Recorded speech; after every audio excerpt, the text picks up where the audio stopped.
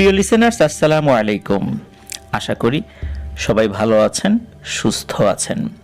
প্রিয় লিসেনার্স, আমরা বিশ্বাস করি আপনারা যে ঘটনাগুলো আমাদেরকে পাঠান সেগুলো সত্য ভয়ের ঘটনা। আমরা এটাও জানি যে ভয়ের ঘটনার প্রমাণাদি এগুলো আসলে বাস্তবে পাওয়াটা অনেক কঠিন, আর ভয়ের ঘটনা প্রমাণ করাটাও অনেক কঠিন, কারণ এই ঘটনাগুলোর ধরনটাই এরকম। আমরা বিশ্বাসের উপরে আপনাদের কাছ থেকে ঘটনাগুলো সংগ্রহ করি, আপনারা সেগুলো কষ্ট করে পাঠান এবং সেগুলো লিসেনারদের সামনে উপস্থাপন করি। মূলত আমাদের এই চ্যানেলটি এখন পর্যন্ত যতটুকু পথ সামনে আগাতে পেরেছি এর সব কৃতিত্বই মূলত মহান আল্লাহ সুবহানাহু ওয়া তাআলার রহমতে আপনাদের ঐকান্তিক প্রচেষ্টার ফলে হয়েছে। কারণ আপনারা এমন এমন ঘটনা পাঠিয়েছেন যেগুলো ওই এলাকার বহু মানুষ জানে, যারা সেগুলো সত্যতা সম্পর্কে নিশ্চিত করেছেন, যার কারণে আমাদের এই চ্যানেলটি গণমানুষের চ্যানেল হয়ে উঠেছে, গণমানুষের ভৌতিক ঘটনার চ্যানেল হয়ে উঠেছে। এই জন্য আমরা আল্লাহ সুবহানাহু ওয়া তাআলার কাছে কৃতজ্ঞতা জানাই, আর তারপর প্রিয় লিসেনার্স আপনাদের কাছে কৃতজ্ঞতা জানাই। প্রিয় লিসেনার্স, পাহাড়ি যে ঘটনাগুলো এগুলো কিন্তু আমাদের স্বাভাবিক যেই পরিবেশ সেখান থেকে একটু অন্য রকমের হয়ে থাকে, কারণ সেখানকার মানুষের ধর্ম, বিশ্বাস, সংস্কৃতি আমাদের এই সমতল ভূমির থেকে অনেকটাই আলাদা। এই কারণে ওই সমস্ত ঘটনাগুলোর বর্ণনা থেকে শুরু করে নিয়ে এই ঘটনার যেই সলিউশনগুলো এগুলো আমাদের স্বাভাবিক যেই আচার আচরণ থেকে ভিন্ন রকমের হবে। এই জন্য আপনাদেরকে বিনীতভাবে আমি অনুরোধ করব, পাহাড়ি ঘটনা যেহেতু ভিন্ন পরিবেশের, ভিন্ন সংস্কৃতির, সুতরাং সেই বিষয়গুলো আপনারা ভিন্ন দৃষ্টিকোণ থেকেই দেখবেন। আমাদের স্বাভাবিক চিন্তা বা ধর্ম বিশ্বাসের সাথে সেগুলো আপনারা গুলিয়ে ফেলবেন না প্লিজ। অনেকেই এটা নিয়ে আমাকে বিভিন্নভাবে তাদের মতামত ব্যক্ত করেন, কিন্তু এটা বুঝতে হবে যে এক একটা ধর্মের বিশ্বাস এক এক রকমের, তারা তাদের মতো করে সেটা সলিউশন করবে, এটাই স্বাভাবিক। সুতরাং আমরা সেই দৃষ্টিকোণ থেকেই বিষয়গুলো মূল্যায়ন করার চেষ্টা করব ইনশাল্লাহ। প্রিয় লিসেনার্স, কথা না বাড়িয়ে চলে যাব ঘটনায়। আজকের এপিসোডে মূলত দুটি ঘটনা পেয়েছি, দুটি ঘটনাই ব্ল্যাক ম্যাজিককে কেন্দ্র করে। চলুন শুরু করি প্রথম ঘটনা। প্রথম ঘটনাটি উনি বেশ আবেগ দিয়ে সংগ্রহ করার চেষ্টা করেছেন, একবারে তো আসলে সব তথ্য পাওয়া যায় না, অনেক কষ্ট করেছেন ঘটনাটির জন্য। উনি যেভাবে পাঠিয়েছেন আমি সেভাবেই আপনাদের সামনে উপস্থাপন করব। ঘটনার সাল 1995 সালের আশেপাশে এরকম একটা সময়। স্থান খাগড়াছড়ির মাটিরাঙ্গা এলাকার ডৈল্লা নামক গ্রামে। ঘটনার সাথে যে ব্যক্তিটি সম্পৃক্ত ওনার নাম জ্যোতিধন ত্রিপুরা।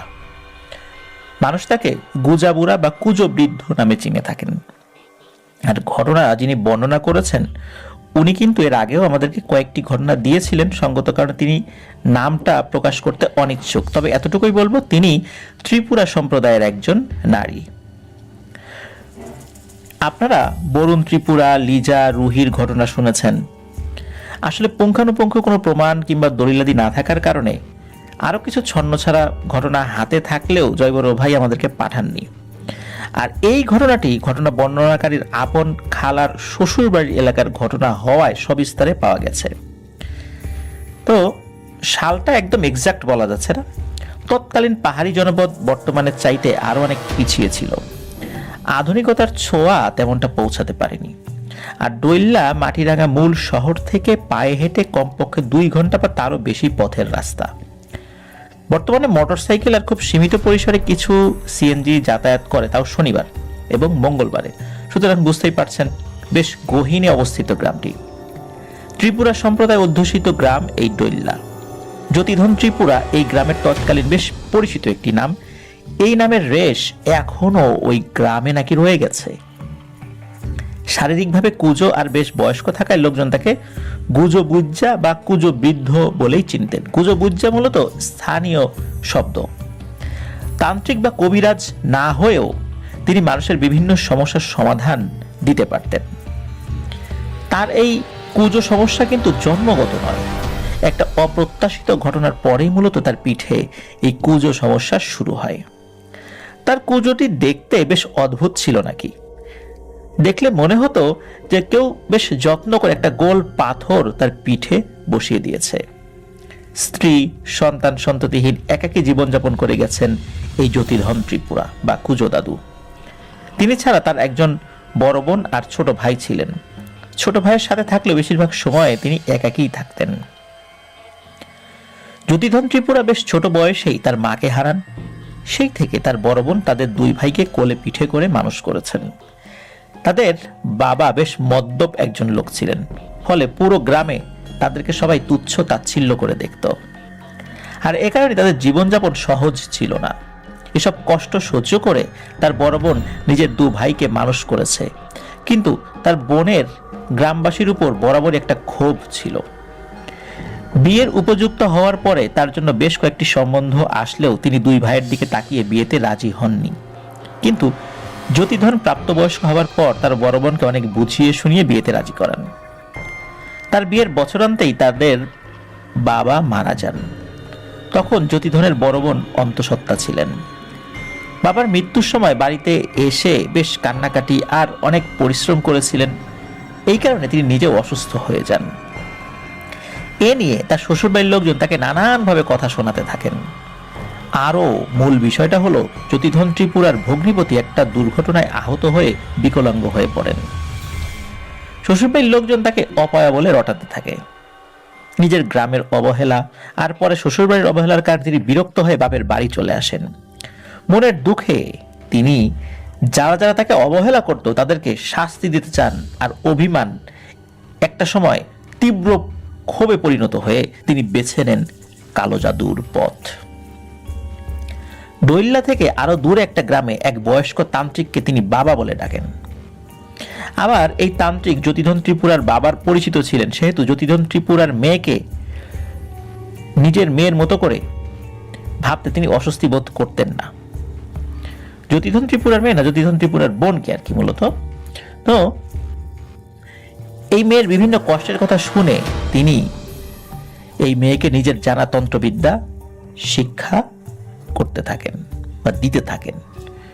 নিজে অন্তঃসত্ত্বা থাকার পরে প্রতিদিন কষ্ট করে হেঁটে সেই তান্ত্রিকের কাছে যেতেন তিনি, আর প্রায়ই প্রতিদিন সেই তান্ত্রিককে বানিয়ে বানিয়ে নিজের কষ্টের কথা বলে তাকে আরো ক্ষিপ্ত করে তুলতেন, যা না তার থেকে আর বেশি করে বলতেন। আর তান্ত্রিক তার বন্ধুর মেয়ের কষ্টের কথা শুনে তাকে আরো কঠিন কঠিন তন্ত্রবিদ্যা শেখাতে থাকেন। এদিকে জ্যোতিধন নিজে বিভিন্ন কাজ, যেমন চাষাবাস, তারপরে গাছ কেটে জীবনযাপন, এগুলো করছিলেন। একদিন হয় কি, জ্যোতিধনের ছোট ভাই একটা মেয়েকে বিয়ে করে বাড়িতে নিয়ে আসেন। জ্যোতিধনের ছোট ভাই এবং ছোট ভাইয়ের স্ত্রী দুজনই অপ্রাপ্ত বয়স্ক থাকায় জ্যোতিধন তাদেরকে ব্যাপারটা বোঝাতে চেষ্টা করেন যে তোমরা তো অপ্রাপ্ত বয়স্ক, কাজটা তো ঠিক হয়নি। কিন্তু তার বড় বোন বিষয়টা নিয়ে বেশ ক্ষিপ্ত হয়ে যান। এত কষ্ট করে পেলে পুষে বড় করলাম, আর আমাকে না জানিয়ে এমন একটা কাজ করলি। পরিস্থিতি বেগতিক দেখে জ্যোতিধনের ছোট ভাই আর তার বিবাহিতা স্ত্রী দুজনেই বাড়ি থেকে পালিয়ে যান। বাবার মৃত্যু, শ্বশুরবাড়ির অবহেলা আর ছোট ভাইয়ের পালিয়ে যাওয়া সব মিলিয়ে জ্যোতিধনের বড় বোন আরো বেশি ভেঙে পড়েন।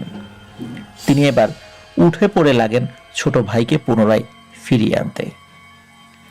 তিনি তার তান্ত্রিক বাবাকে এসব বিষয় জানান। সেই তান্ত্রিক তাকে বলেন, কারো জোড়া ভাঙা কিন্তু ভালো নয়, বিয়ে শাদী এসব স্রষ্টার জুড়ে দেওয়া বন্ধন।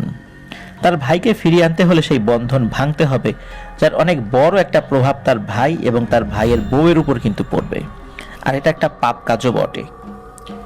তখন জ্যোতিধনের বড় বোন নানাভাবে সেই তান্ত্রিককে অনুরোধ করলে তিনি এক প্রকার বাধ্য হয়েই রাজি হন জ্যোতিধনের ছোট ভাইকে তাদের জোড়া বন্ধন ভেঙে নিয়ে আসতে।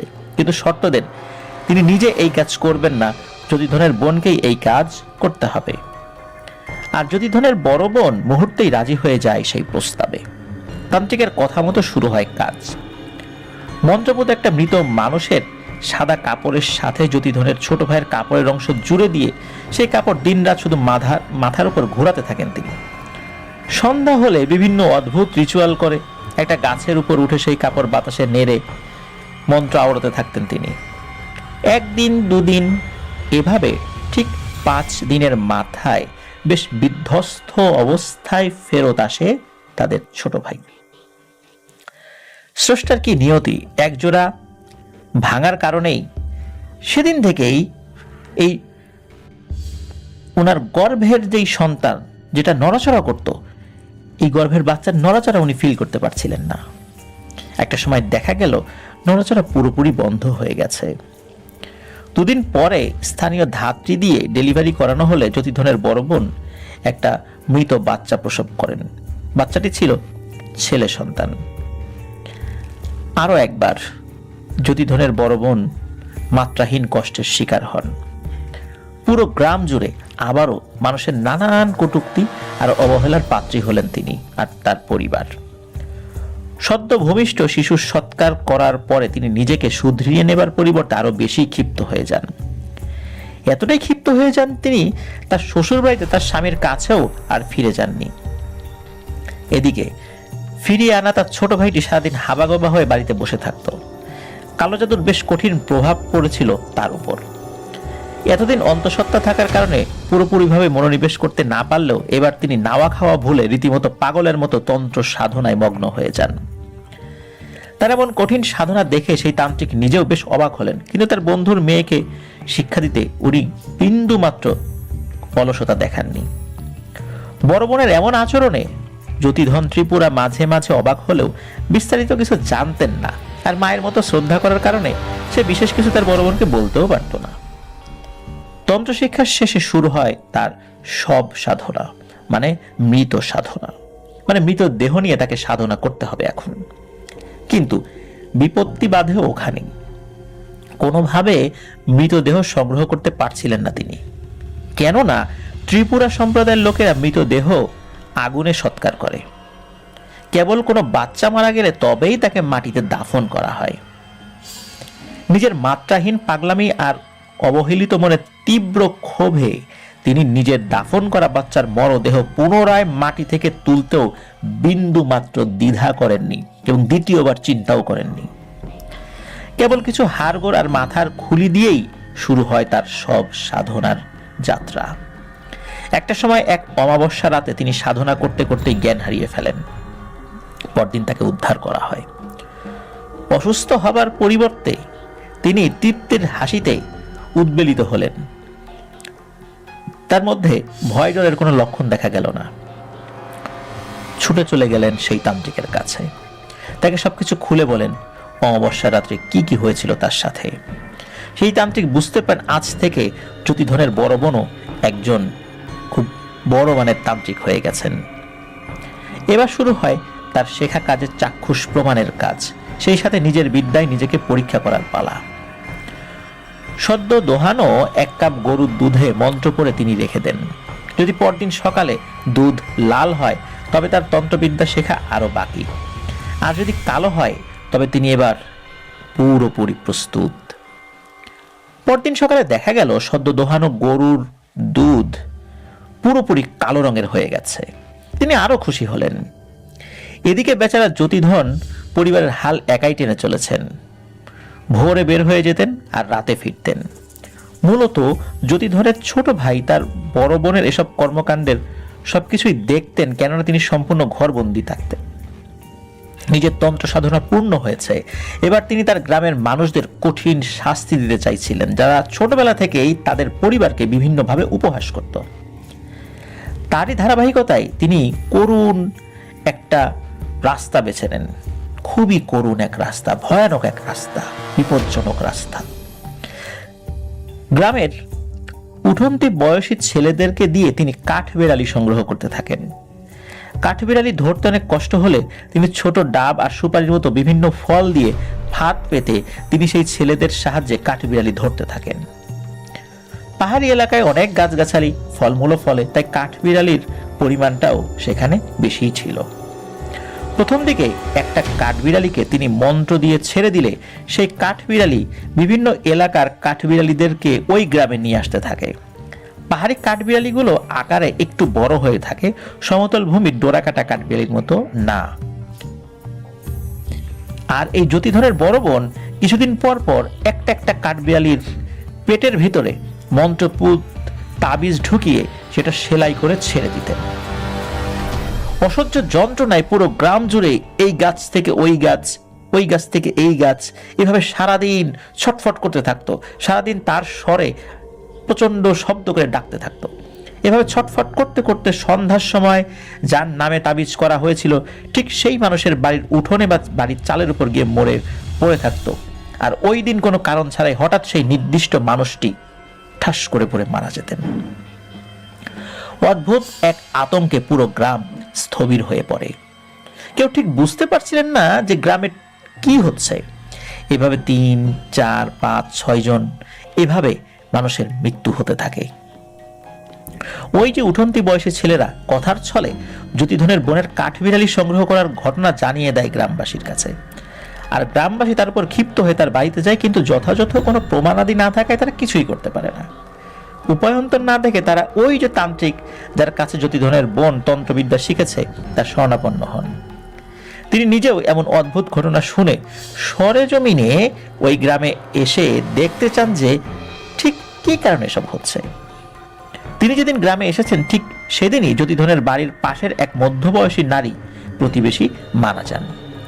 বাড়ির উঠোনে মরে পড়ে থাকা কাঠবিড়ালি নিয়ে সেই তান্ত্রিক নিজের বাড়িতে চলে যান এবং সবকিছু দেখে তিনি বুঝতে পারেন এটা তার শেখানো বিদ্যার একটা অংশ মাত্র, আরো তো অনেক কিছু বাকি আছে। তিনি বুঝতে পারেন এটা তার বন্ধুর মেয়েরই কাজ। তিনি তাকে ডেকে পাঠান এবং তার প্রতি অনেক রাগের বহিঃপ্রকাশ ঘটান। কেননা জ্যোতিধনের বড় বোন এতদিন তাকে সবকিছুই বাড়িয়ে বাড়িয়ে বলেছিলেন, যেটা আসলে তার সাথে হয়নি। এমন ঘটনাও তাকে বলেছিলেন, যেটা হয়েছে সেটা তো বলেছিলেনই। এতদিন সেই তান্ত্রিক জানতেন জ্যোতিধনের বড় বোন নির্দিষ্ট কিছু মানুষকে শাস্তি দেবেন, কিন্তু মৃত্যু দেবেন না। অথচ সেই নারী গ্রামে গণহারে মানুষ মারার কাছে উঠে পড়ে লেগেছে। এই জন্য এক গণহত্যা। তান্ত্রিকের সাথে বেশ বাগবিতণ্ডায় লিপ্ত হয় জ্যোতিধনের বোন এবং এটাও হুমকি দেয় যে তান্ত্রিক যদি বেশি বাড়াবাড়ি করেন তবে তাকেও কিন্তু মেরে ফেলা হবে। এটা যেন নিজের গুলি নিজের দিকে তাক করার মতো দশা। উপায়ন্তর না দেখে তান্ত্রিক নিজের সাধনায় মগ্ন হন। তার পোষা পিশাচদের ডাকলেন, কিন্তু তারা তান্ত্রিককে কোনো সাহায্য করতে পারবে না বলে সাফ জানিয়ে দেন। কেননা সে নারী তান্ত্রিক নিজেও এই পিশাচ জিনদেরকে দিয়েই কালো জাদু করিয়েছে। সুতরাং নিজেদের করা কালো জাদু নিজেরা কখনোই তারা ভাঙবে না। তারা তাকে আরো জানায় এই নারী তান্ত্রিক তাদেরকে বিভিন্নভাবে সন্তুষ্ট করেছে, যেটা এত বছরে এই তান্ত্রিক করতে পারেনি। এই তান্ত্রিকের সেই সাধ্যই হয়নি। সুতরাং সেই নারী তান্ত্রিকের অবাধ্য তারা হতে পারবে না, এই মর্মে নারী তান্ত্রিকের কাছে তারা প্রতিশ্রুতি দিয়েছে। আর প্রতিশ্রুতির খেলাফ করা তাদের জন্য শোভনীয় নয় এবং এটা তাদের উসুলের খেলাফ। পিশাচ জিনদের এমন কঠিন উত্তর শুনে তান্ত্রিক রীতিমতো ঘাবড়ে যান, কেননা তারই পোষা জিন আজ তার নিজের শত্রু হয়ে যাচ্ছে। তিনি নিজের ক্ষমতা বলে দুজন পিশাচ জিনকে আটকে রাখেন, কিন্তু পরদিন দেখা যায় তারা মুক্ত হয়ে গেছে। আর সে যখন আবার অন্য জিনদেরকে ডাকা শুরু করে, কোনো জিনই তার ডাকে সাড়া দেয় না। এহেন পরিস্থিতিতে পড়ে উনি তো বেশ চিন্তিত আর ভীতু হয়ে পড়েন। তান্ত্রিক নিজেই এমন এক বিপদে পড়েছেন, তার অনুগত জিনেরাই এখন তার ডাকে সাড়া দেয় না। বিপদ আসন্ন দেখে ওই তান্ত্রিক গ্রামের গণ্যমান্য কয়েকজন সহ জ্যোতিধনকে সবকিছু খুলে বলেন এবং নিজের অজান্তে করা ভুলের জন্য তিনি সকলের কাছে ক্ষমা চান। অন্য সবাই ব্যাপারটা বুঝতে পারলেও মায়ের মতো বড় বোনের ব্যাপারে এসব অভিযোগ জ্যোতিধন মানতে রাজি ছিলেন না।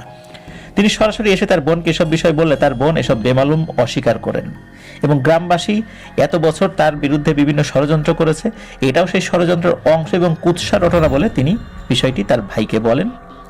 এদিকে তান্ত্রিক নিজের কালো বিদ্যার অবসান ঘটিয়ে ধর্মের ছায়ায় নিজের জীবন আর গ্রামবাসীর সংকট নিরসনে প্রতিজ্ঞাবদ্ধ হন।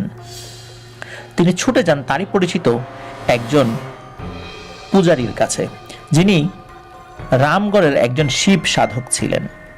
সবকিছু বিস্তারিত জেনে সেই সাধক বলেন, দেখুন আমি এসব কালো জাদু চর্চা কখনোই করি না, আমি কাল ভৈরব তথা শিবের সাধনা করি। তিনি সেই তান্ত্রিককে কাল ভৈরবের অনুগত বা ভক্ত জিনদেরকে আয়ত্ত করার কথা বলেন এবং বলেন যে এই জিনেরা এই সমস্যার সমাধান করতে পারবেন বলে তার বিশ্বাস। কারণ জিনেদের মধ্যে বিভিন্ন ধরনের পূজা অর্চনার প্রচলন রয়েছে যারা হিন্দু সম্প্রদায়ের জিন। তো এতদিন কালো জাদু নিয়ে মগ্ন থাকা মানুষটি নিজের জীবন বাঁচাতে ধর্মের পথে আসতে বাধ্য হলেন। এদিকে যতুধনের বোন সুকৌশলে নিজের শাশুড়িকেও কালো জাদুতে বিধ্বস্ত করে রোগাক্রান্ত করে একদম শয্যাশায়ী করে দিলেন। তান্ত্রিক নিজের বাড়িতে এসে সম্পূর্ণভাবে ধর্ম সাধনায় মন দিলেন আর নিজের জীবন বাঁচানোর জন্য কঠিন সাধনায় 2-3 দিনের মধ্যেই মোটামুটি আশানুরূপ সাফল্য পেলেন। দেখা গেল নিজেই এবার অসুস্থ হলেন যতিধনের বড় বোন। কোনো কারণে নিজের এমন হঠাৎ রোগাক্রান্ত হওয়ার কারণ তিনি তার পিশাচ জিনদের কাছে জানতে পারেন। জিনগুলো তাকে জানায় সেই তান্ত্রিকের কঠোর সাধনায় কিছু ভালো জিন মূলত তার ডাকে ধীরে ধীরে সাড়া দিতে শুরু করেছে আর তারই প্রতিফলন পড়েছে তার উপর। এই জিনগুলো মূলত কাল ভৈরবের ভক্ত শক্তিশালী জিন। এরা ভালো জিন, এরা মানুষের ক্ষতি করে না। যারা মানুষের ক্ষতি করার চেষ্টা করে তাদেরকে ওরা ক্ষতি করে। আর এই জিনগুলো যদি একবার পরিপূর্ণভাবে ওই তান্ত্রিকের অনুগত হয়ে যায় তবে নাকি এই যতিধনের বড় বোনের সাথে থাকা যে পিশাচগুলো রয়েছে এরা তাদের সাথে পেরে উঠবে না এবং তাদের কোনো শক্তিও আর কাজে আসবে না। এসব শুনে ভয়ে মূলত ক্ষিপ্ত হয়ে যান। ভয় খুব বেশি পাননি, বরং ক্ষিপ্ততাই ওনার ভিতরে বেশি কাজ করেছিল। যতিধনের বড় বোন তাই দেরি না করে প্রতিশোধ নিতে সেই তান্ত্রিককে মরণ বাণ মেরে দেন, যেটাকে আমরা হনন বিদ্যা বলি। চালান করে দেন কিছু পিশাচ জিনকে। সেই তান্ত্রিক রাতারাতি ক্ষতিগ্রস্ত না হলেও ঠিকই শয্যাশায়ী হয়ে পড়েন। তিনি যতিধনকে খবর দিয়ে ডেকে পাঠান। সেদিন যতিধনের সাথে ভাগ্যক্রমে তার ছোট ভাইও সেই তান্ত্রিকের বাড়িতে যান।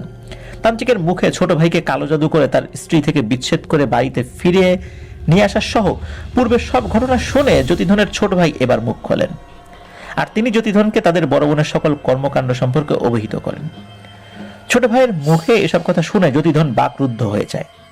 নিজের মায়ের মতো বড় বোনের এসব নোংরা আর পাপ কাজের জন্য নিজেও মনে মনে বেশ অপমান বোধ করেন। বাড়িতে এসে দুই ভাই মিলে বোনকে অনেক বোঝানোর চেষ্টা করেন যে এসব কাজ থেকে সরে আসতে, কিন্তু তার বোন নাছোড়বান্দা, স্বামীহারা, সন্তানহারা, সমাজে অবহেলিত এক নারী কতটা যে ভয়ঙ্কর হতে পারে সে ওই দিন রাত্রেই সেটা সে জানান দেয়। ওই রাতে রীতিমতো আগুনের অবয়বে মানুষের মতো জিন হাজির করে পুরো গ্রাম জুড়ে এক তাণ্ডব লীলা শুরু করে দেয় সে। এই ঘটনা অনেকেই দেখেছে ওখানকার। বাড়ি থেকে বেরিয়ে যায় যতিধনের বোন আর কোথায় যেন চলে যায়। ওই রাতের পর গ্রামে নেমে আসে আরো অসহনীয় পরিবেশ। বিভিন্ন রোগ ব্যাধি, পশু পাখির মৃত্যুতে পুরো গ্রাম যেন এক বিভীষিকাময় সময় যাচ্ছিল সেখানে। আর পুরো গ্রাম এক অদ্ভুত সমস্যা, যে সমস্যার সমাধান কিভাবে হবে এটা কেউ জানতো না সেই গ্রামের মানুষ। সন্ধ্যা হতেই গ্রামের নীরব রাস্তায় দেখা যায় একটা সাদা ধোঁয়ার গড়া আবরণ। আবার মুহূর্তেই কোথায় যেন বিলীন হয়ে যেত ওটা। লম্বা লম্বা অদ্ভুত গড়নের কোনো প্রাণীও নয়, আবার মানুষও নয়, এমন অদ্ভুত কিছু সত্তা পুরো গ্রাম জুড়ে তাণ্ডব করে যাচ্ছিল। এদিকে ওই যে তান্ত্রিকের কাছে সবাই আবার যায়, তিনি নিজের অসহায়ত্বের কথা জানান দেন এবং বলেন যে যতিধনের বোনকে থামানোর কোনো পথ তার জানা নেই। তিনি ওই যে যিনি শিব সাধক, তিনি যে পরামর্শ তান্ত্রিককে দিয়েছিলেন সেই পরামর্শ গ্রামের লোকদেরকে বলেন এবং তাদেরকে বলেন তোমরা তোমাদের যে পূজা অর্চনাগুলো আছে সেগুলো করে যাও, তাহলে ও অতটা ক্ষতি করতে পারবে না। কিন্তু পিছিয়ে থাকা সমাজের লোকজন সেটা আমলে নেয়নি, কারণ তা তো লেখাপড়া জানতো না, পূজা অর্চনাটাও তেমন জানতো না। উপায়ন্ত না দেখে যতিধন নিজেই এগিয়ে এলেন গ্রামবাসীর এমন সমস্যার সমাধানের জন্য। তিনি সে শিব সাধকের পরামর্শ নিয়ে নিজেই সাধনা শুরু করেন আর গ্রামের সবাইকে নিজ নিজ ঘরে যথাসম্ভব ধর্মীয় পূজা পাঠ করতে বলেন, যে যতটুকু জানে তাদের ধর্মে যেটা আছে সেভাবেই আর কি। তার সাধনা শুরুর কয়েকদিন পর সেই তান্ত্রিক মারা যান। যতিধন অভিভাবক শূন্য হয়ে পড়েন। কিভাবে ওনার সাধনা এগিয়ে নিয়ে যাবেন, কিভাবে কোন কাজ করবেন, কোনটা করবেন না উনি বুঝতে পারছিলেন না। কিন্তু নাওয়া খাওয়া বাদ দিয়ে উনি কঠোর সাধনায় নিজেকে নিমজ্জিত করেন। তারই প্রতিফলন হয় ওই গ্রামে।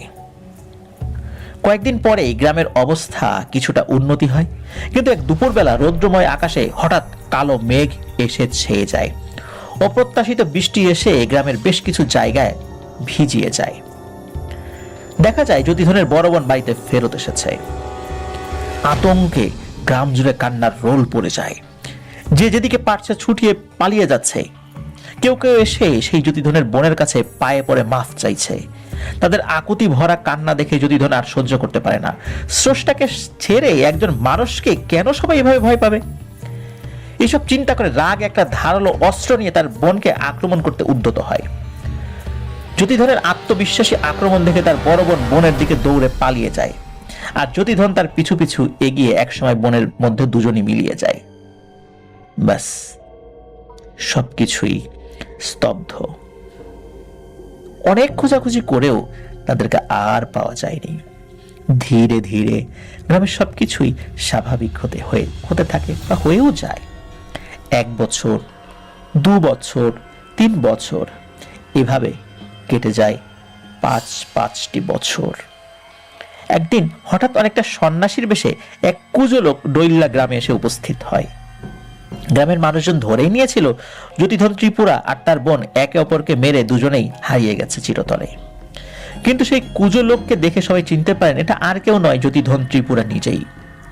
গ্রামের সবাই ছুটে আসে তাকে দেখতে, কিন্তু যতিধন কারোর সাথে কোনো কথা না বলে নিজের বাড়িতে সেই স্থানে গিয়ে বসে পড়েন যেখানে তিনি সাধনা করতেন।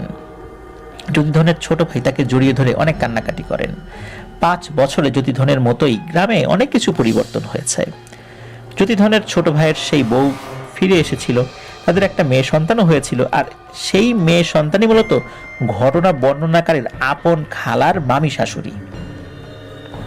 বেশ শক্ত সামর্থ্য যতিধন কুজোর ভারে দুর্বল হয়ে গেছেন।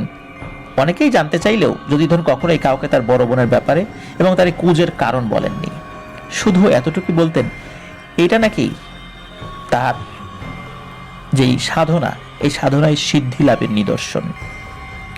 আর এই কাল ভৈরবের ভক্ত যে জিনেরা রয়েছে, এই জিনগুলো নাকি এই সমস্যার সমাধান করেছে। এরপর থেকে তিনি বাকি জীবনটা ধর্ম সাধনায় কাটিয়ে দিয়েছেন। ওই গ্রামে আর কখনোই কোনো কালো জাদুর প্রভাব বা অপ্রত্যাশিত কিছু ঘটেনি। তবে যতিধন ত্রিপুরা নিজের পূজার বিভিন্ন উপকরণ দিয়ে মানুষকে উপকার করার চেষ্টা করতেন, আর তার কাছ থেকে অনেকেই উপকৃত হয়েছেন এটা শোনা যায়। গ্রামে তিনি কুজো বুজ্জা বা কুজো বৃদ্ধ বলেই পরিচিত ছিলেন। পরিণত বয়স বলতে যেই বয়সে মানুষের মৃত্যু হওয়াটাই আমরা স্বাভাবিক বলে ধরে নিই, ঠিক এভাবেই যতিধন ত্রিপুরা বার্ধক্যজনিত কারণে খুব স্বাভাবিকভাবেই মারা যান। যতিধনের পরিবারের লোকজন বর্তমানে তেমন কেউই ওই গ্রামে থাকেন না। তার ছোট ভাইয়ের একমাত্র মেয়েটি বিয়ের পর থেকেই খাগড়াছড়ির পানছড়িতে স্থায়ীভাবে চলে যান। তো এই ছিল ঘটনা। আসলে এরকম ঘটনা আরো বেশ কিছু শোনা যায়, কিন্তু ঘটনার কোনো উপযুক্ত কট্টর প্রমাণাদি পাওয়া যায় না। কোনো বয়স্ক মানুষের ছবি দিয়ে কিংবা কোনো পুরাতন স্থাপনার ছবি দিয়ে প্রমাণাদি সরবরাহ করাও আসলে এই ঘটনার পক্ষে সম্ভব হয়নি। তবে ঘটনা বর্ণনাকারীর আপন খালা এখনো জীবিত আছেন এবং ঘটনার বিবরণ তার থেকেই সংগ্রহ করা হয়। আর এই জন্যই মূলত এই ঘটনাটি আমাদেরকে পাঠিয়েছিলেন। অসংখ্য ধন্যবাদ, আপনি চমৎকার একটি ঘটনা আমাদেরকে পাঠালেন। মূলত পাহাড়ি এলাকার ঘটনা শোনার জন্য আমাদের লিসেনারদের অনেকেই মুখিয়ে থাকেন, কবে পাহাড়ি এলাকার ঘটনা আমরা শুনতে পাবো। কিন্তু দুর্গম এলাকা হওয়ার কারণে ওই সমস্ত এলাকার ঘটনাগুলো আমরা জানতে পারি না। ওই সমস্ত এলাকার সংস্কৃতি, সেখানকার মানুষের আচার আচরণ, তাদের ধর্মবিশ্বাস, এগুলো সম্পর্কে আমাদের ধোঁয়াশা তো রয়েছে, কারণ আমরা তো ওখানে যেতে পারি না। আবার আমরা যদি আফ্রিকার কথা চিন্তা করি, সেখানে বিভিন্ন উপজাতি সম্প্রদায় রয়েছে, তাদের মধ্যে অনেক ভয়ঙ্কর ভয়ঙ্কর জাদুবিদ্যার প্রচলন রয়েছে। সেগুলো আমরা তো কল্পনাই আনতে পারি না। এখানে তো কিছু আমরা জানতে পারি, আর সেগুলো আমরা কল্পনাও করতে সক্ষম হই না। এত ভয়ানক কালো জাদু সেখানে রয়েছে। আর এই সমস্ত কালো জাদুর জন্য তারা আশ্রয় নেয় ভয়ঙ্কর শক্তিশালী কিছু পিশাচ জিনদের। আবার পিশাচ জিনদের মধ্যে ভালো টাইপের কিছু জিন রয়েছে, যারা বিভিন্ন দেবতার অনুসারী, তারা তাদেরকে ভক্তি করে। তো এইভাবেই তাদের বিভিন্ন কর্মকাণ্ডগুলো পরিচালিত হয়, যেগুলো আমাদের স্বাভাবিক বিশ্বাসের সাথে যদিও বা যায় না, কিন্তু এগুলোই সেখানে হয়ে থাকে। প্রিয় লিসেনার্স, কেমন লাগলো ঘটনা? আমরা চলে যাব দ্বিতীয় ঘটনায়। দ্বিতীয় ঘটনায় যাওয়ার আগে যারা আমাদের সাথে যুক্ত হয়েছেন কিন্তু এখনো আমাদের চ্যানেল সাবস্ক্রাইব করেননি, তারা দ্রুত সাবস্ক্রাইব করে ফেলো প্লিজ। প্রিয় লিসেনার্স, চলুন চলে যাব আমাদের এবারের দ্বিতীয় এবং শেষ ঘটনায়। লিসেনার্স, প্রতিশোধ এই শব্দটির সাথে আমরা কম বেশি পরিচিত। প্রতিশোধ শব্দটা একটি নেতিবাচক শব্দ। এর পরিণতি আসলে ভালো না, এটা আমরা জানি। প্রিয় লিসেনার্স, আমাদের এবারের যে এপিসোড, এই এপিসোডের প্রথম ঘটনাও কিন্তু ছিল প্রতিশোধ পরায়ণতাকে কেন্দ্র করে, আর দ্বিতীয় ঘটনাটিও অনেকটা এমনই। চলুন শুরু করি আমাদের তৃতীয় ঘটনা। ঘটনার সাল ঠিকভাবে জানা যায় না, অনেক আগের। আর ঘটনার যিনি ব্যক্তি, উনি ঘটনা বর্ণনাকারীর যে ফুপু, এই ফুপুর শ্বশুর। যেই ব্যক্তিটা মূলত এই ঘটনার ভিকটিম। ঘটনার স্থান চট্টগ্রামের লোহাগাড়া উপজেলার মৌলবীর দোকান নামক একটা এলাকার। আর ঘটনার যিনি বর্ণনাকারী, ওনার নাম মোহাম্মদ শফিকুল ইসলাম বাবুল। প্রিয় লিসেনার্স, জয় বড়ুয়া ভাই যেভাবে এই ঘটনাটি বলেছেন আমি সেভাবে উপস্থাপন করার চেষ্টা করব। মূলত এই ঘটনায় একাধিক ক্যারেক্টার রয়েছে, এই কারণে নিজের মতো করে বললে বুঝতে অসুবিধা হতে পারে আপনাদের কাছে। এই জন্য ঠিক জয় বড়ুয়া ভাই যেভাবে লিখে পাঠিয়েছেন আমি সেভাবেই বলছি। বলছেন জয় বড়ুয়া ভাই, আমি ঘটনার ব্যক্তির পরিবার এবং তাদের নাম ব্যবহারের অনুমতি চাইলে ঘটনার যিনি বর্ণনাকারী মোহাম্মদ শফিকুল ইসলাম বাবুল ভাই, তিনি রাজি হননি। তার কারণ অবশ্য ঘটনার মধ্যেই নিহিত আছে। তবে এতটুকু বলেছেন যে ওই পরিবারের তৎকালীন জমিদার পরিবারের মতো নাম ডাক ছিল। এখনো ওই এলাকায় তাদের যথেষ্ট নাম ডাক আছে, মানে এক নামে সবাই চেনে। বহু আগের ঘটনা হওয়ায় বর্তমান আধুনিক যুগের কেউই তেমন একটা জানে না ঘটনাটা। তবে এখনো গ্রামের অনেক বয়স্ক মুরব্বীদের আলোচনায় মাঝে মাঝে উকি দেয় ঘটনাটা। বাবুল ভাই আমার অনেক দিনের পরিচিত একজন মানুষ, খুবই আন্তরিক এবং সদালাপী লোক। হাটহাজারীতে ওনার নিজস্ব একটা প্রেস রয়েছে, সেই সুবাদে আমার অফিসের যাবতীয় কাগজপত্র ছাপানোর কাজ তিনিই করেন। বেশ কিছুদিন ধরে উনি আমার অফিসে আসলেই খেয়াল করতেন আমি কানে হেডফোন লাগিয়ে কি যেন একটা শুনছি। আগ্রহ ভরে তিনি জিজ্ঞেস করতেই আমি সবকিছু সবিস্তারে বলি, আর তিনিও বেশ আগ্রহী হয়ে আমাকে ওনার ছোটবেলায় ওনার বড় ভপির কাছ থেকে কয়েকবার শোনা একটি ঘটনা বলেন। যদিও তিনি ছন্নছাড়া ভাবে বলেছেন, তাই আমি গুছিয়ে লেখার চেষ্টা করছি। বলছেন বাবুল ভাই, সালটা তো আমি ঠিক বলতে পারবো না, কেননা আমি আমার বড় ভপির মুখে শুনেছি ঘটনাটা। এটা তার শ্বশুরের সাথে ঘটেছিল অনেক আগে, মুক্তিযুদ্ধের আগে তো বটেই। আমার বড় ভবি মারা গেছেন অনেক বছর আগেই। আমি যখন ছোট ছিলাম, মানে ক্লাস 7-8-এ পড়ি, তখন পরীক্ষা শেষ করে ফুপির বাড়িতে বেড়াতে যেতাম। আমার 3 জন ফুফাতো ভাই ছিল, তাদের সাথে বেশ মজা করতাম তখন। ওদের বাড়িতে গেলে দেখতাম একটা রুমে সবসময় তালা লাগানো থাকতো। কৌতূহলবশত আমি এর কারণ জিজ্ঞেস করলে আমার ফুফাতো ভাইরা এর কিছুই বলতে পারতো না, শুধু বলতো এটা আমার দাদুর রুম। আমরাও ছোটবেলা থেকে এই রুম বন্ধই দেখে আসছি, যদিও খুব কদাচিৎ রুমটা খোলা হতো। খুব কদাচিৎ বলার কারণ এটাই যে শুধু চন্দ্র গ্রহণের দিনই নাকি এটা খোলা হতো, আর অল্প সময় পরে সেটা বন্ধ করে দিত। কারো খোলা নিষেধ ছিল রুমটা, আর ওই রুমের চাবি থাকতো আমার ফুপির বড় ভাসুরের কাছে। এক রাতে খাবারের সময় আমি আমার ফুফাতো ভাইরা মিলে আমার ফুপির কাছে সব গল্প শোনার বায়না ধরলে তিনি বলেন যে খাবারের পর সবিস্তারে এই বিষয়টা বলবেন। বলছেন আমার ফুপু, আমার শ্বশুরের নাম মোহাম্মদ আব্দুল গফুর, ছদ্মনাম। আমাদের গ্রামে জমিদার প্রথার একেবারে শেষের দিকে যতজন প্রভাবশালী আর ধনী মানুষ ছিলেন তিনি তাদেরই একজন ছিলেন। সমাজের সর্দারও ছিলেন তিনি। অনেকগুলো ধানি জমি, পুকুর, বাগান আর সহায় সম্পত্তির মালিক ছিলেন তিনি। আর তাই তার আচরণে একটা আভিজাত্য এবং জমিদারি ভাব ছিল। অনেকজন কামলা আর কাজের লোক ছিল তখন আমার শ্বশুর বাড়িতে। তখন আমার বিয়ে হয়েছে নতুন নতুন। একবার আমাদের গ্রামের এক হিন্দু সম্প্রদায়ের একজন চাষি আমার শ্বশুরের কাছে আসেন বড় মেয়ের বিয়ের জন্য কিছু ধান আর কিছু নগদ অর্থের জন্য। চড়া সুদ আর প্রায় দ্বিগুণ পরিমাণ ধান পরিশোধ করার নিমিত্তে সেই চাষি টাকা আর ধান ধার হিসাবে নিয়ে যায়। মেয়ের বিয়ের সপ্তাহখানেক পর থেকেই আমার শ্বশুর সেই চাষিকে টাকার জন্য নানাভাবে প্রেসার দিতে থাকে, অথচ টাকা ফেরত দেওয়ার জন্য 6 মাসের চুক্তি হয়েছিল দুজনের মধ্যে। আমার শ্বশুরের লাগামহীন আচরণ আর প্রেসারের তোপে সেই চাষি সমাজের অন্যান্য লোকদের কাছে এই বিষয়ে বিচার দেন, কিন্তু আমার শ্বশুরের প্রভাবের কাছে সবাই হেরে যায়। এদিকে আমার শ্বশুর চাষির উপর আরো ক্ষিপ্ত হয়ে কৌশলে তাকে পুরো ধ্বংস করে দিতে ফন্দি ফিকির শুরু করেন এবং সেই অনুযায়ী ফন্দি আটেনও। আমার শ্বশুর সেই চাষির বাড়িতে যাওয়া আসা শুরু করেন। এক পর্যায়ে তিনি বিভিন্ন প্রলোভন দেখিয়ে চাষির ছোট মেয়েকে, যার নাম মায়া, তাকে বিয়ের প্রস্তাব দেন। বলা বাহুল্য, আমার শাশুড়ি বহু বছর আগেই মারা গেছেন। তার প্রস্তাব শুনে চাষি কোনোভাবেই রাজি হননি, আর হওয়ার কথাও নয়। কেননা আমরা মুসলিম ছিলাম আর তারা ছিল হিন্দু। তাছাড়া তখনও ওই মেয়ে বিয়ের উপযুক্তই হয়নি এবং আমার শ্বশুরেরও যথেষ্ট বয়স হয়েছিল। গ্রামের সবাই নানাভাবে নানা কথা বললেও আমার শ্বশুরের ভয়ে সবাই তেমন কোনো প্রতিরোধ গড়ে তুলতে পারেনি। আমার শ্বশুরের কিছু কাছের মানুষ তাকে আরো উৎসাহী করে তোলে বিয়ের ব্যাপারে, কিন্তু ওই চাষি পরিবার এবং ওই চাষি কোনোভাবেই রাজি হয় না। আমার শ্বশুরের প্রলোভন দেখানো ব্যর্থ হওয়ায় তিনি এবার নিজের জোর খাটানো শুরু করেন চাষির উপর।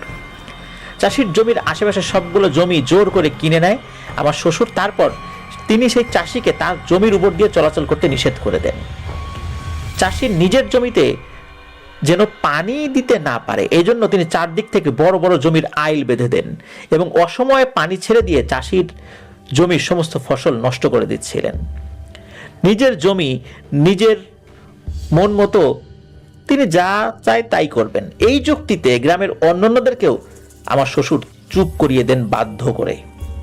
এক কথায় তিনি বিষিয়ে তোলেন চাষির জীবন। এদিকে টাকা আর দ্বিগুণ ধান পরিশোধের সময় চলে আসে। উপায়ন্তর না দেখে চাষি আমার শ্বশুরের কাছে নিজের জমি নামমাত্র দামে বিক্রি করে দিতে বাধ্য হয়। কিন্তু জমি নিয়ে নেওয়া আমার শ্বশুরের একমাত্র উদ্দেশ্য ছিল না। তিনি কৌশলে চাষির মেয়েকে বিয়ে করতে চাইছিলেন, কিন্তু চাষি বরাবরের মতোই রাজি হয় না। এত কষ্টে থেকেও কোনোভাবেই তিনি তার এই মেয়েকে আমার শ্বশুরের সাথে বিয়ে দেবেন না। ধর্মীয় বিশ্বাস এখানে সবচেয়ে বড় একটা বাধা ছিল, আর তার থেকেও বড় বিষয়, আমার শ্বশুর মানুষ ভালো ছিল না। একদিন সন্ধ্যাবেলায় আমার শ্বশুরের কিছু লোকজন চাষির মেয়েকে তুলে নিয়ে রাত্রে কোথায় যেন বেঁধে রাখেন এবং পরদিন সকালে তাকে ছেড়ে দেয়। সেই মেয়ে বাড়িতে এসে তার পরিবারকে সবকিছুই খুলে বলে, কিন্তু ইতোমধ্যে সমাজে রটে যায় এই মেয়ের স্বভাব ভালো না। অথচ নিষ্পাপ এই মেয়েটি নিজের পবিত্রতার কথা বারবার বললেও তৎকালীন নারী বিরোধী সমাজ ব্যবস্থায় সে সবার কাছে অপরাধী হয়েই রয়ে যায়। মূলত এই কাজটি করেছিল আমার শ্বশুর। ওই মেয়েটিকে নিয়ে একটি রুমে তালাবদ্ধ করে রেখেছিল আর সকাল হলে তাকে ছেড়ে দিয়েছিল। যেহেতু এক রাত সে বাড়িতে ছিল না, স্বাভাবিকভাবেই গ্রামে বিভিন্ন কথা উঠবে, আর এই কুকথাগুলো বিভিন্ন লোকের মাধ্যমে আমার শ্বশুরই চারদিকে ছড়িয়ে দেয়। এই সুযোগ কাজে লাগায় আমার শ্বশুর।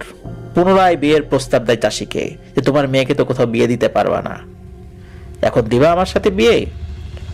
এদিকে বিপদগ্রস্ত চাষির আর কোনো উপায়ন্তর থাকে না।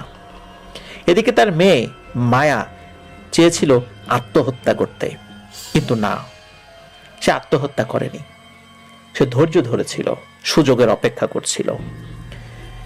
মায়া নিজের অনিচ্ছা সত্ত্বেও রাজি হয়ে যায় এই বিয়েতে, কিন্তু মায়া মনে মনে তার সম্মান আর বাবার কষ্টের প্রতিশোধ নেবার জন্য মরিয়া হয়েছিল।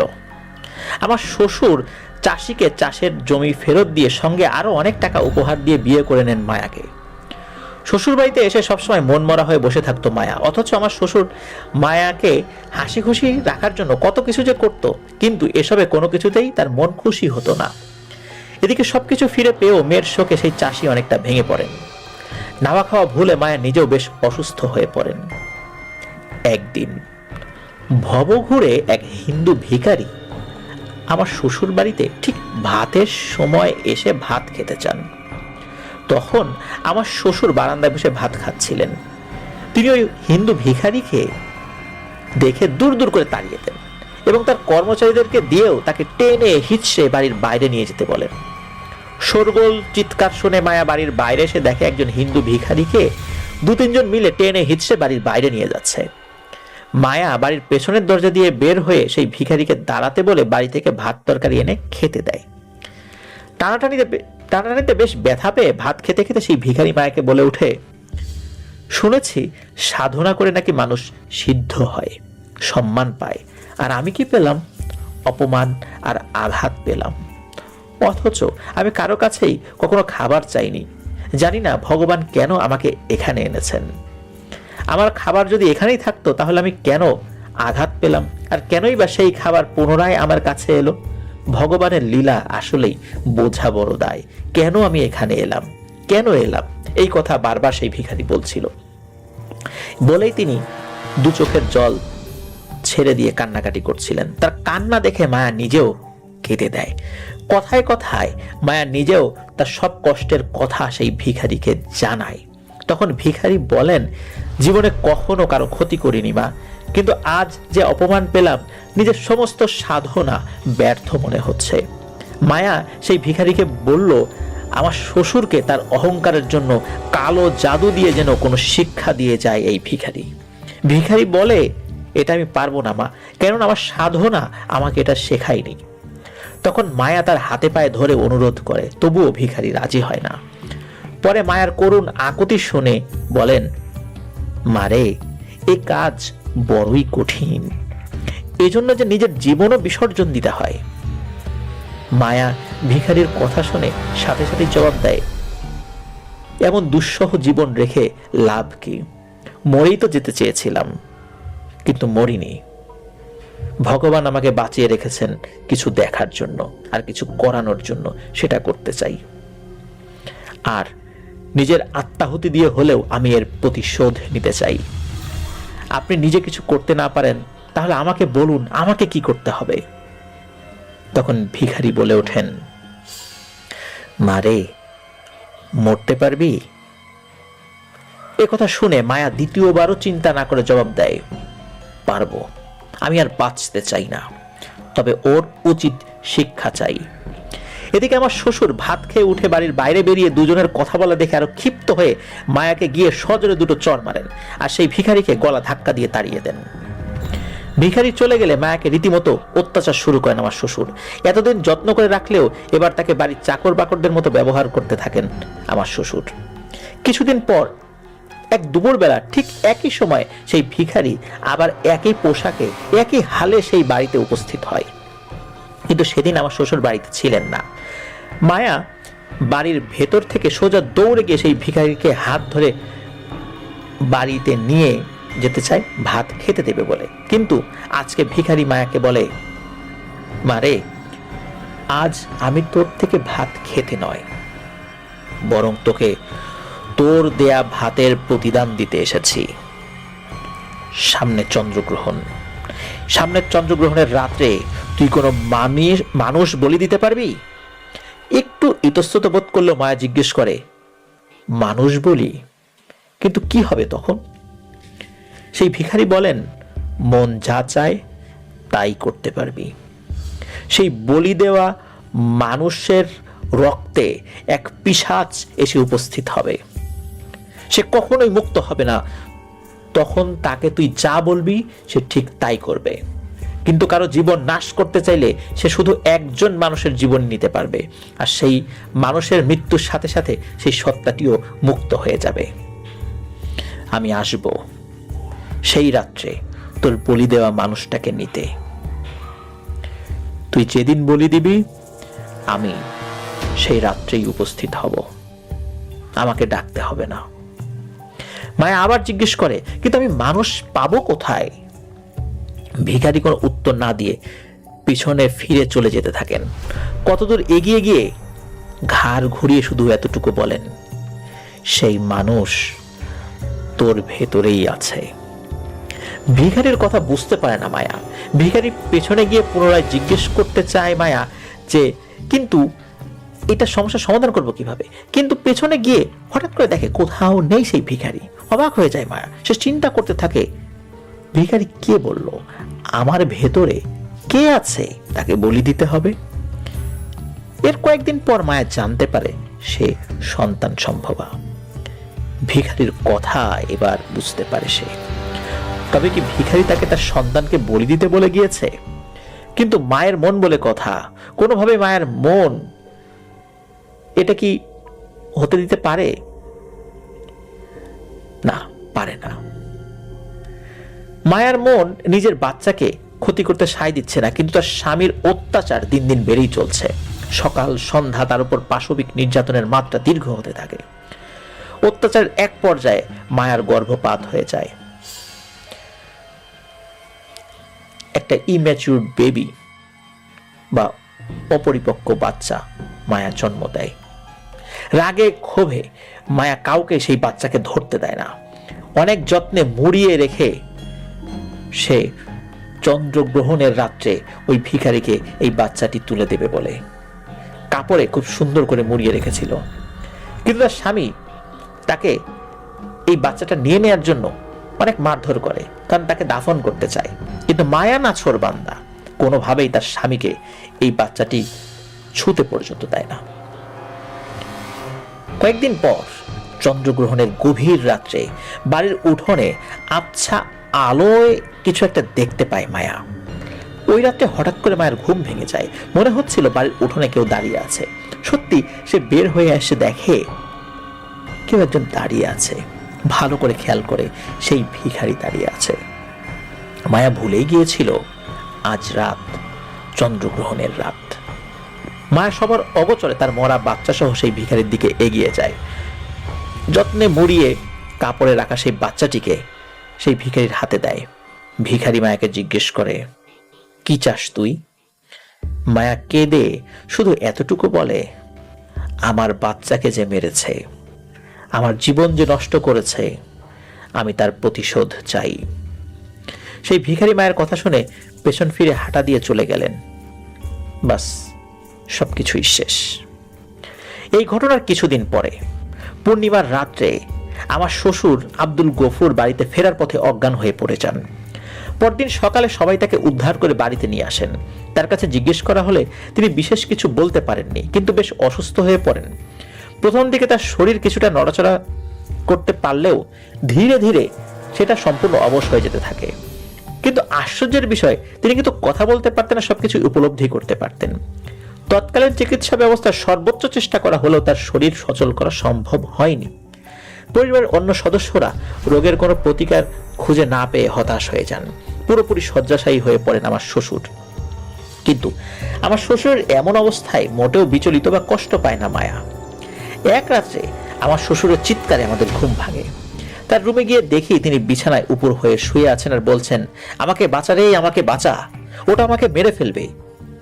কি হয়েছে আমরা সেটা জানতে চাইলে তিনি বলেন, কালো ছোট একটা ছায়া ওনার উপর আক্রমণ করেছে, ওনাকে মেরে খাটের উপর করে পিঠে জোরে চাপ দিয়ে ধরেছিল।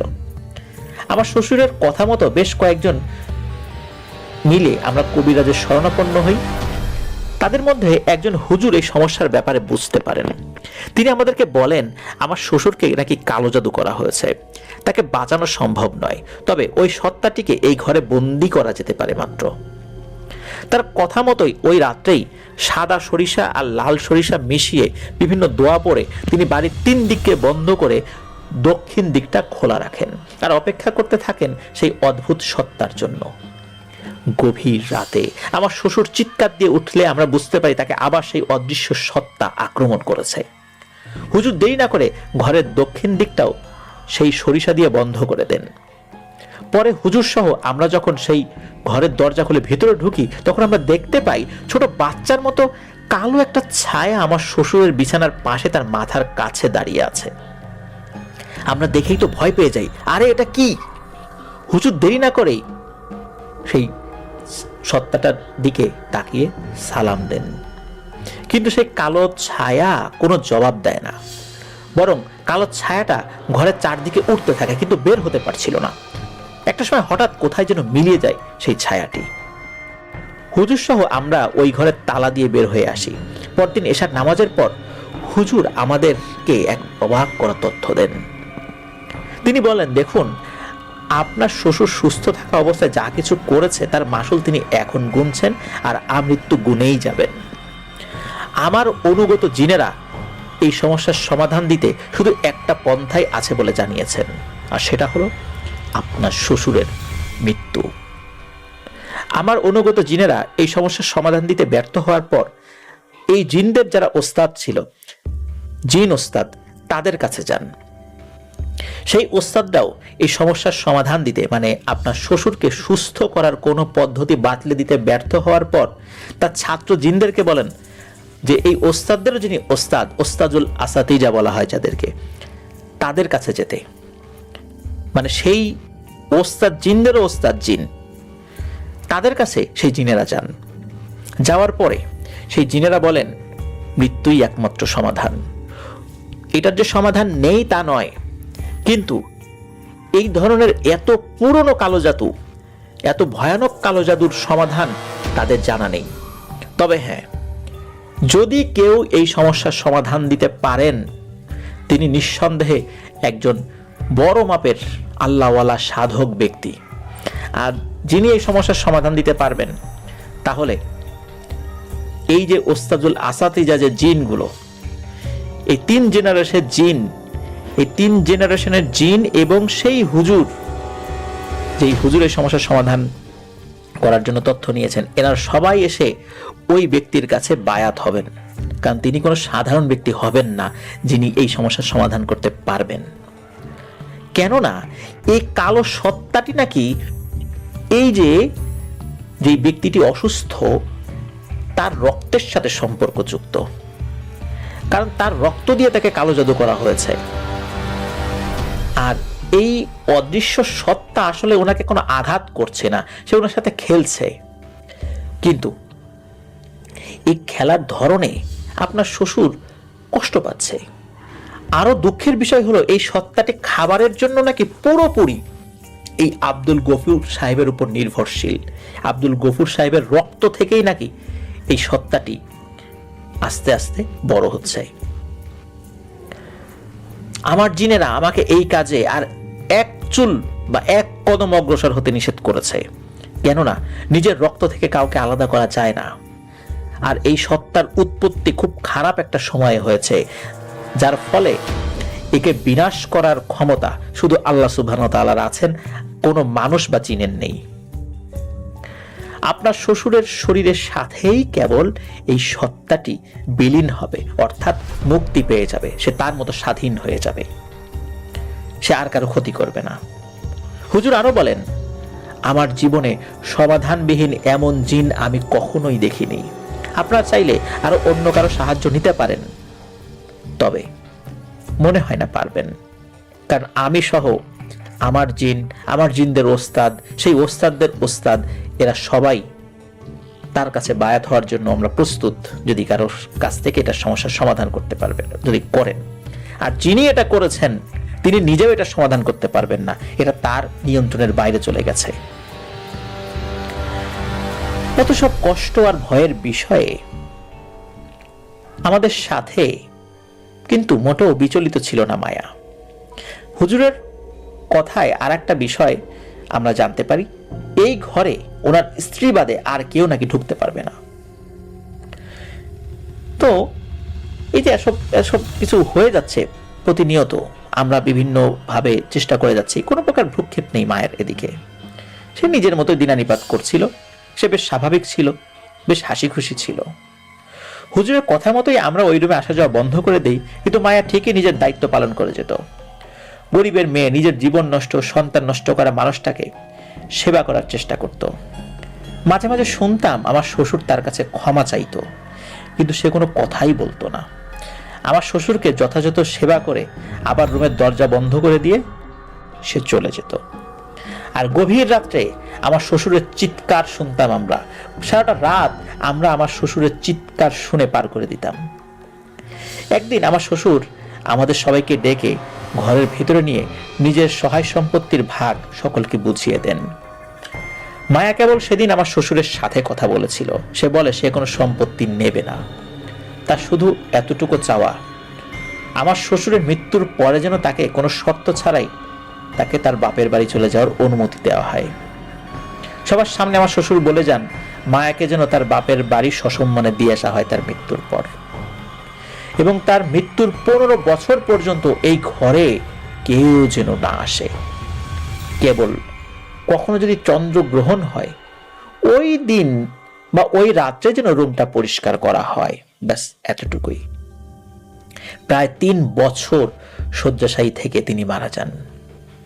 যারা ওনার লাশ গোসল দিয়েছেন তারা বলেছেন তার লাশের শরীরে অনেকগুলো ছোট ছোট দাঁতের কামড়ের মতো চিহ্ন ছিল। পুরো শরীরের এমন কোনো জায়গা ছিল না যেখানে এই দাঁতের কামড়ের দাগ ছিল না। এক ফোঁটা রক্তও তার শরীরে ছিল না। মাথার চুল দাড়ি বিভিন্ন জায়গায় ছেঁড়া ছিল। আমার শ্বশুরের মৃত্যুর 4 দিন পর মায়া নিজের বাড়িতে চলে যায় এক কাপড়েই। দেখে সেদিন অবাক হয়েছিলাম, কারো প্রতিশোধ বুঝি এমনও হতে পারে।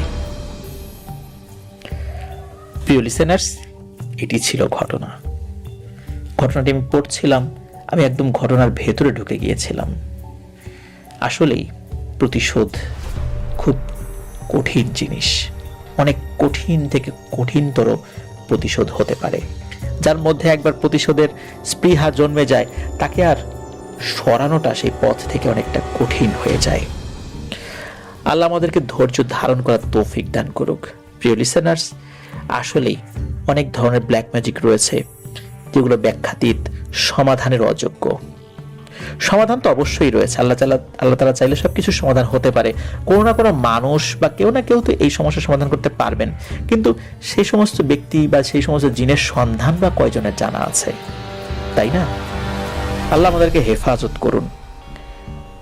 এই যে মায়ার জিনিস হাজবেন্ড বা যিনি ঘটনা বর্ণনা করেছেন তার শ্বশুর, তিনি মানুষ ভালো ছিলেন না, এটা সত্য। তার পরিণতি উনি ভোগ করেছেন। তবে কাউকে প্রতিশোধ পরায়ণতা থেকে আসলে আমরা বুঝিয়ে সরিয়ে রাখতে পারি, কিন্তু তাই বলে আমরা আমাদের নিজেদের পরিচিত কাউকে বা নিজেরাও কখনো কালো জাদুর প্রতি নির্ভরশীল হয়ে কারো উপর আমরা আমাদের প্রতিশোধের নেশাটা আমরা সেটা কমাবো না, আমাদের নেশাটাকে বাস্তবায়নের রূপ দেব বা বাস্তবায়িত করব, এই কাজটি যেন আল্লাহ আমাদেরকে দিয়ে না করান কখনো। ধন্যবাদ জানাচ্ছি। চমৎকার দুটি ব্ল্যাক ম্যাজিকের ঘটনা আমাদেরকে পাঠিয়েছেন। আপনারা অনেকে ব্ল্যাক ম্যাজিকের ঘটনা শুনতে চান। আমার মনে হয় যেই দুটি ঘটনা আপনাদের সামনে উপস্থাপন করলাম আপনাদের সকলের কাছেই ইনশাআল্লাহ ভালো লেগেছে। আবারও বলছি, এক একটা সমাজে এক ধরনের সংস্কৃতি প্রচলিত আছে, সেই সমস্ত সংস্কৃতিতে বিভিন্ন ধরনের ব্যাপার প্রচলিত আছে। আমরা আমাদের বিশ্বাস দিয়ে সেগুলোকে মেলাতে গেলে অনেক ক্ষেত্রেই আমরা মেলাতে পারবো না। এই জন্য তাদের যে বিশ্বাস সেটা তাদের কাছেই থাকুক, সেটা নিয়ে আমরা কোনো কথা বলবো না। প্রিয় লিসেনার্স, আশা করছি ব্ল্যাক ম্যাজিক স্পেশাল এটি আপনাদের ভালো লেগেছে। আর ভালো লাগলে কিন্তু আমাদের চ্যানেল সাবস্ক্রাইব করতে ভুলবেন না। আপনাদের পরিচিত জনদের কাছে আমাদের এই চ্যানেলের তথ্যটা পৌঁছিয়ে দিন। আপনারা আপনাদের ফেসবুক পেজ বা যদি নিজেদের গ্রুপ থাকে বা নিজেদেরও পেজ থাকে সেখানে আমাদের এই ইউটিউব চ্যানেলের লিঙ্কটা কিন্তু শেয়ার করতে পারেন। আপনারা আপনাদের মূল্যবান মতামতগুলো পোস্ট করে বা কমেন্ট সেকশনে জানাতে পারবেন। প্রিয় লিসেনার্স, বিদায় নিচ্ছি আজকের মতো। আশা করছি আপনারা যেভাবে আমাদের এতদিন সহযোগিতা করেছেন সেই সহযোগিতাটা অব্যাহত রাখবেন। প্রিয় লিসেনার্স, আমার জন্য দোয়া করবেন, আমার পরিবারের জন্য দোয়া করবেন, আপনাদের জন্য দোয়া রইল, আপনাদের পরিবারের প্রত্যেকের জন্য দোয়া রইল। মহান আল্লাহ সুবহানাহু ওয়া তাআলা আমাদেরকে ভালো রাখুন, সুস্থ রাখুন, নিরাপদে রাখুন, ব্ল্যাক ম্যাজিক থেকে হেফাজতে রাখুন। আসসালামু আলাইকুম।